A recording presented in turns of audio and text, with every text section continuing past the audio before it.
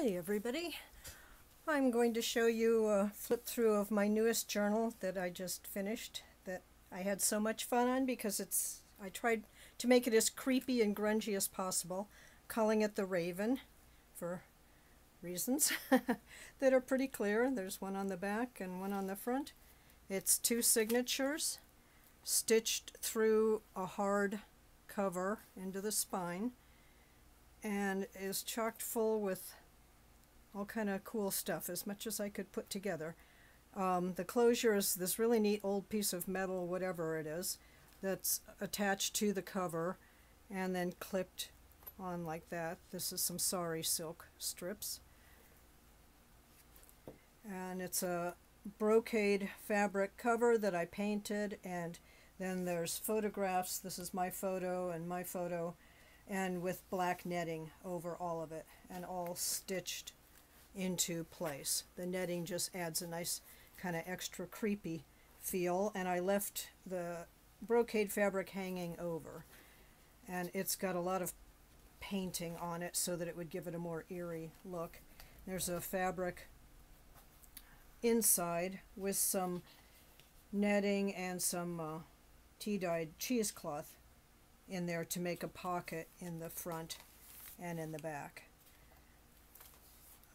So I will try to go through quickly, but there's a lot of stuff in here to look at. So there's a piece of paper to journal on if you're so inclined. It's tucked into the front. And this kind of sets the tone for what I was trying to do in this journal. I kind of wanted it to be sort of a vintage murder mystery.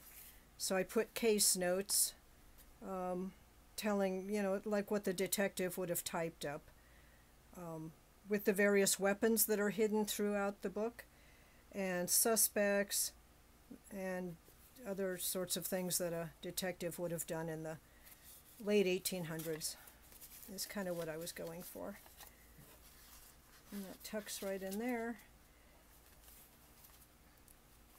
And this is fabric here with a little fabric ruffle and a picture. And here's a pocket that has a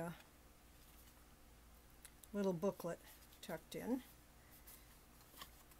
Got the accounts for where you can record poisons, and a couple little stamps in here that are made from some of my pictures, and those tuck right in there.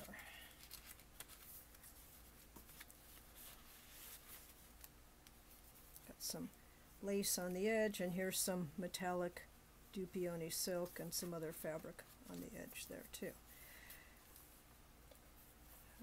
This is a poem written by Edgar Allan Poe that is from an old Edgar Allan Poe book that I had actually. And a little fabric ruffle. This is a picture I took. It says help and then I see you.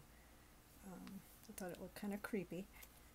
And that's on an envelope that was tea-dyed, and there's a pocket there to tuck in some things. Page from the Edgar Allan Poe book, and a vintage piece of ephemera that I have. An old hotel there. This is a picture I took in New Orleans of one of the doors that I just thought really fit to this theme. And that folds open that way. And then this piece of note paper goes up. And there's a fabric ruffle on the edge. And this is a coffee filter that I added some lace onto that makes a nice tuck spot. That's another picture I took in New Orleans in one of the cemeteries. It's got some lace on the edge. Bloody knife. Hands reaching out, trying to keep it away. And then here, this one turns the other way, so hope it all fits in the screen. This folds out. That's a scan of a piece of ephemera that I have. And this is a picture I took that I did some editing on of a really neat looking old house. Kind of spooky looking. And some fabric on the edge, and there's fabric there.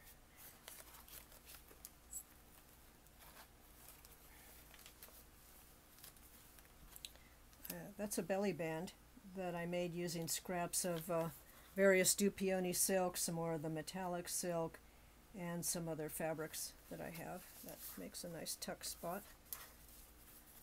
And this is a place for more detective notes. And a sheet of Murders in the Rue Morgue.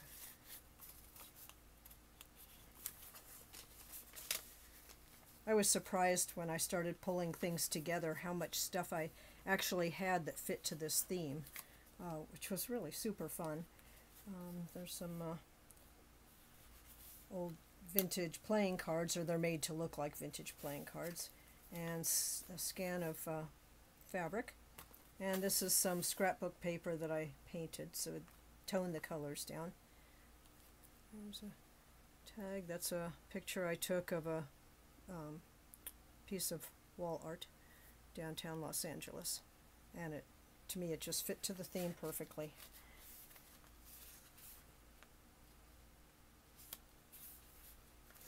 And there's a tuck spot in there, and this opens up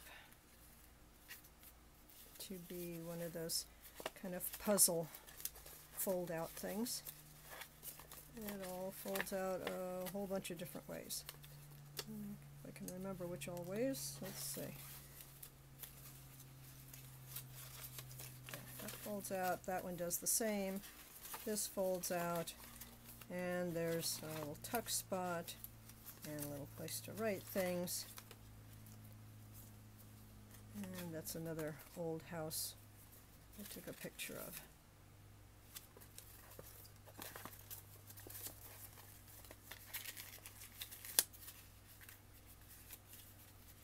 And that just tucks back in there.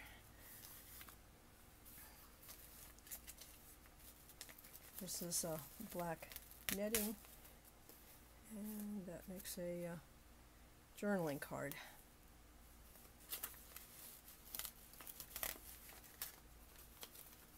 That's some fabric, and there's all kinds of fabrics. I tried to make everything look as grungy and creepy as possible. So this is my favorite page. The hands scratching on the wall. And it makes for two more tuck spots up here. There's an evidence tag of some bloody footprints. And here's first murder weapon. Bloody pair of scissors. So if you go back and keep that sheet with you, you can mark off as you find the various weapons throughout the book.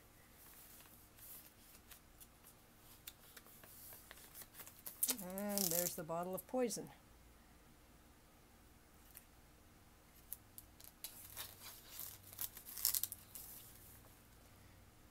Another picture I took downtown LA that I thought looked particularly creepy.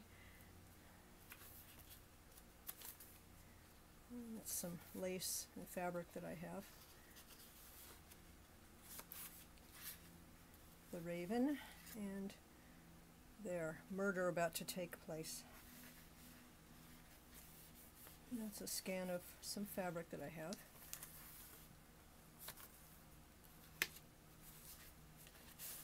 And that's some velour. And there's another little journaling card that tucks in there.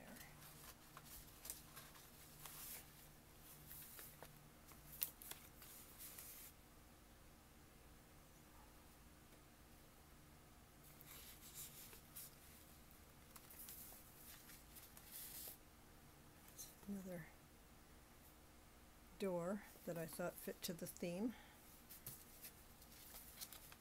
And it tucks in the envelope. Here's some Dupioni silk on the edge. This is probably the most fun theme I've done, and I have really enjoyed doing my beach themes and the grunge, urban grunge, but this one was just really, there was so much freedom in it, just being able to find things that looked as creepy and grungy as I could possibly find. That's fabric again, and there's a little corner tuck spot that's a collage from paper that then was scanned and printed onto cardstock. And that made a nice little journaling card there. That's the end of the first signature. And here starts blood-stained paper, starting the second signature. And that's a photo of a crypt, and as you can see, the ghost is coming out of the crypt.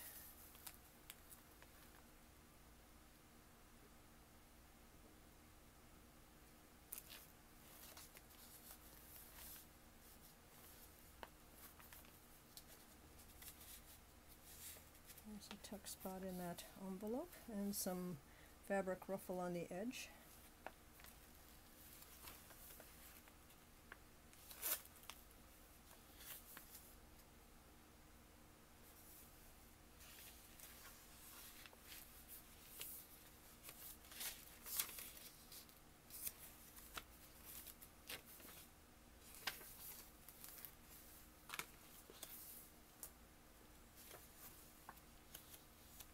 There's another one of the weapons that was on the list. The gun.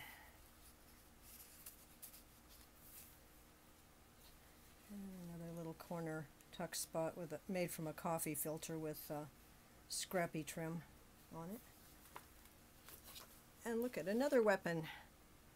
The letter opener, bloodied. Evidence.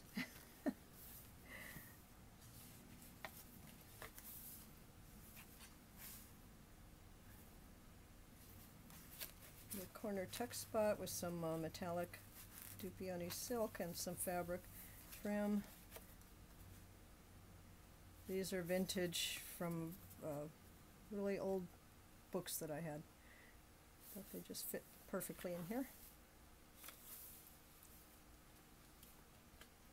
And you'll notice back on the list some of the suspects. Blanche Farrell, Clara Detmold. There we go, Clara Detmold.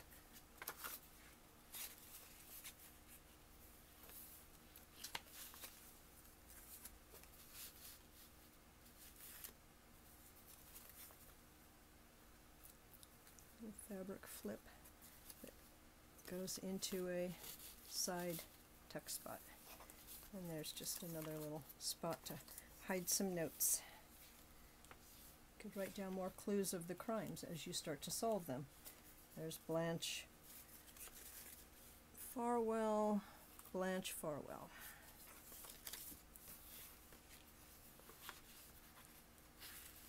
A little altered paper clip holding in poison. Let's see if I can get this one in. This folds out and that opens up.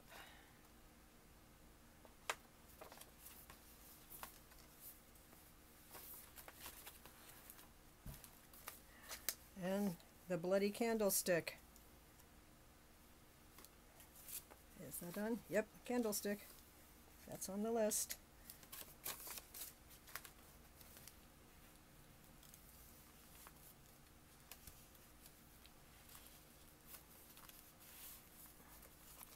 There's another folded up coffee filter. Makes another little tuck spot with the ruffled fabric on the edge. Place to write. And some really pretty lace along the bottom. And there's another tuck spot.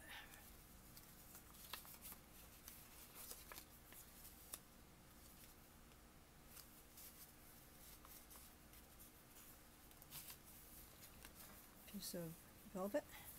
Makes a nice belly band for Dia de los Muertos skeleton, or skull head. Skull. There's a word for that and I can't remember what it is right now. It'll probably pop into my head middle of the night.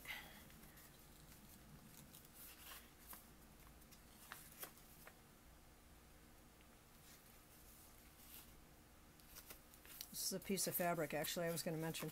My sister-in-law gave me that was a lime green that I then dyed, or partially dyed, with some black acrylic paint. I wanted it to look as creepy as possible, so I didn't dye it all the way. And here's a fabric flip. And a boarded up or doorway that's been filled with cement blocks so the person can't get out. And here's a belly band there. Just for a little place to write notes. And here's a little booklet.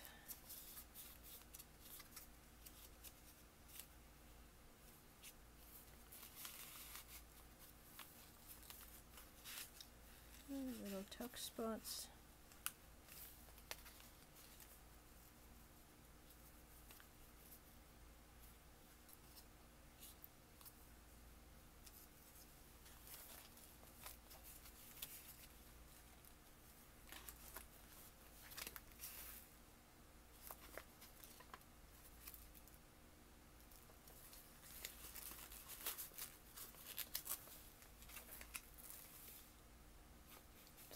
Revolver.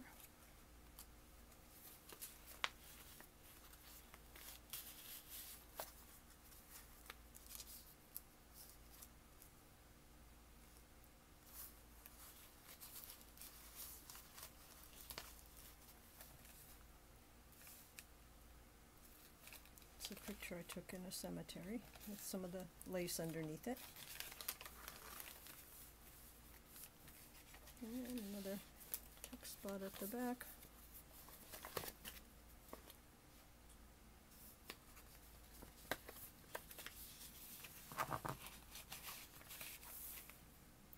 And there's that piece of metal that will hold the book shut. There we are. My vintage creepy horror journal that I'm calling The Raven. I hope you enjoyed watching. Thanks for joining me. Bye.